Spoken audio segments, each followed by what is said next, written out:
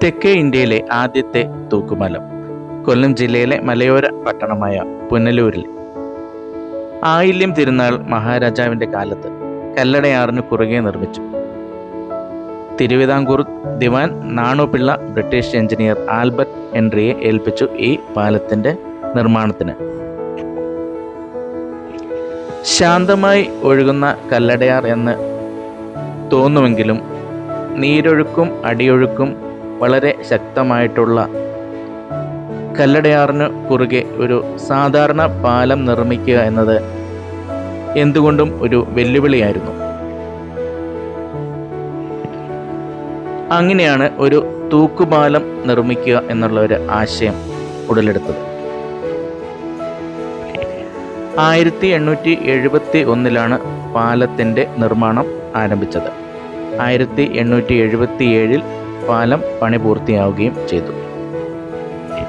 പാലത്തിന് ആവശ്യമായ സാധന സാമഗ്രികളെല്ലാം സ്കോട്ട്ലൻഡിൽ നിന്നും കപ്പൽ മാർഗം കൊല്ലം തുറമുഖത്ത് എത്തിക്കുകയായിരുന്നു. അവിടെ നിന്നും ചരക്ക് വാഹനങ്ങളിൽ സാധന സാമഗ്രികൾ പുനലൂരിലേക്ക് എത്തിക്കുകയും ചെയ്തു. മധുര, ചെങ്കോട്ട തുടങ്ങിയ സ്ഥലങ്ങളിൽ നിന്നും വന്ന കല്ലാശാരിമാർ പാലത്തിൻ്റെ തൂണുകളും കൊത്തുപണികളും നിർമ്മിച്ചു. കരകളിൽ നിർമ്മിച്ചിരിക്കുന്ന കമാനങ്ങളിലേക്ക് കൂറ്റൻ ചങ്ങലകളിൽ പാലത്തിനെ ബന്ധിപ്പിച്ചിരിക്കുന്നത്. പാലത്തിൻ്റെ ഉറപ്പിനെക്കുറിച്ച് ആശങ്കകൾ ഉണ്ടായിരുന്നു.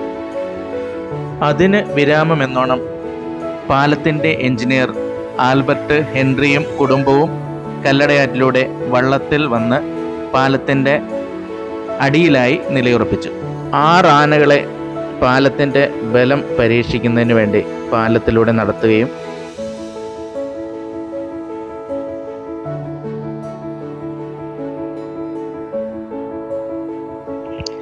അങ്ങനെ ചരിത്രപ്രധാനമായ ഈ പുനലൂർ പാലം ജനങ്ങൾക്കായി തുറന്നു കൊടുക്കുകയും 1970 വരെ വാഹന ഗതാഗതം ഈ പാലത്തിലൂടെ നടക്കുകയും ചെയ്തു. അതിനുശേഷം പാലം നാശത്തിൻ്റെ വക്കിലേക്ക് നീങ്ങിയപ്പോൾ 1990 പുരാവസ്തു വകുപ്പ് ഏറ്റെടുത്ത് നിർമ്മാണ പ്രവർത്തനങ്ങൾ നടത്തി.